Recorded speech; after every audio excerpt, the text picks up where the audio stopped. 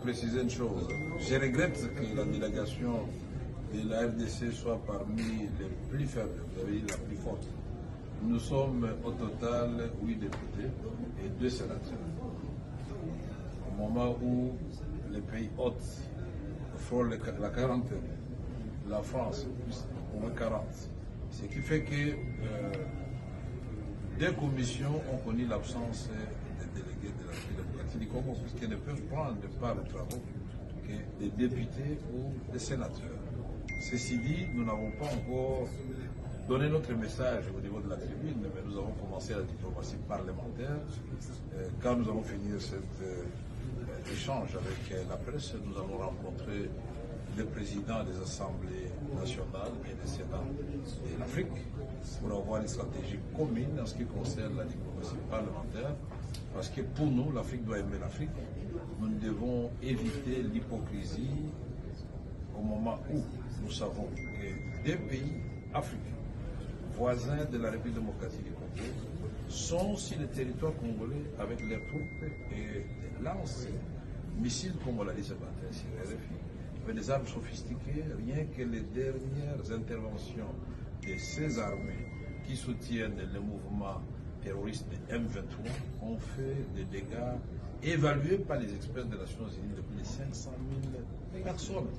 Un drame humanitaire. Mais le même rapport des Nations Unies parle de plus de 10 millions de morts dans la République démocratique du Congo. C'est un génocide oublié. Et nous, en tant qu'élus du peuple, dans le cadre de la diplomatie parlementaire, nous avons l'obligation de dire haut et fort notre désapprobation face à ce silence assourdissant de la communauté internationale. Et nous engageons l'OIF à travers l'Assemblée parlementaire de la francophonie, hausser les tons et de pousser les pays qui ont une certaine influence sur les agressions de la République démocratique du Congo à prendre non seulement des mesures coercitives contre ces deux pays, mais des sanctions, et de vraies sanctions.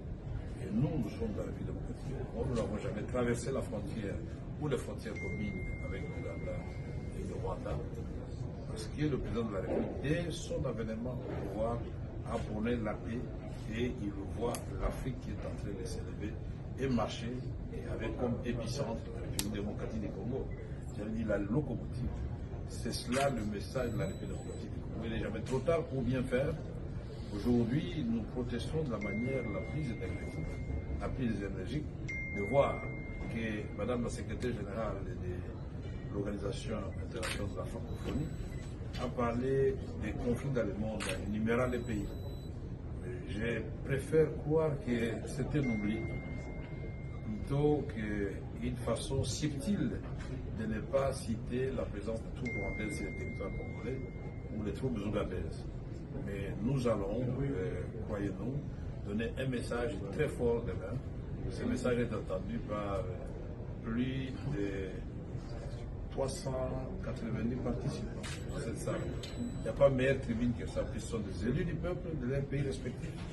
Ils vont ramener ce message, puisqu'il y a des pays au monde qui oublient qu'au moment où nous parlons, on est en train de tuer dans le Nord Kivu, dans l'Ituri, en République démocratique du Congo, pas par les armées venant de l'Occident ou de l'Asie, de l'Amérique, mais par les voisins immédiats de la République démocratique. C'est pourquoi nous disons